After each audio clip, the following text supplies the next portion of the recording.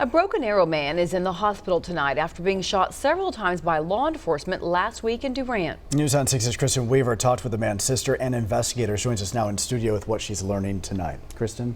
Well, Brian and Lori, Blake Ader's sister, Andy Goodnight, tells me Blake was shot 6 times by Durant police officers, and he'll likely never be the same if he recovers. She says her family simply wants to know what happened and why.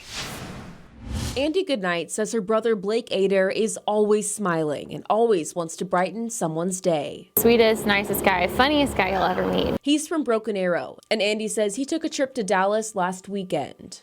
On his way back, Andy says Blake ran out of gas in Durant and had to call AAA early Monday morning. The CBS TV station in Sherman, Texas, KXII, reports Durant police were called to a domestic situation and Blake took them on a short pursuit before stopping and got out of his truck with a gun. The police report that there was a domestic called, that he was involved in a domestic, but Blake was not part of a domestic. He didn't have anybody with him. Andy says Blake was shot several times in his arms, near his shoulder, and in his stomach. She says she thinks the situation is a misunderstanding and her brother shouldn't be going through this. When he was on the ground and then had continued to be fired at and be shot multiple times. Andy says Blake has undergone several surgeries so far and could have some long-term issues, even if he pulls through. We're just so heartbroken, and we are, like I said, we take shifts watching over him. She says she's hoping to see body and dash camera video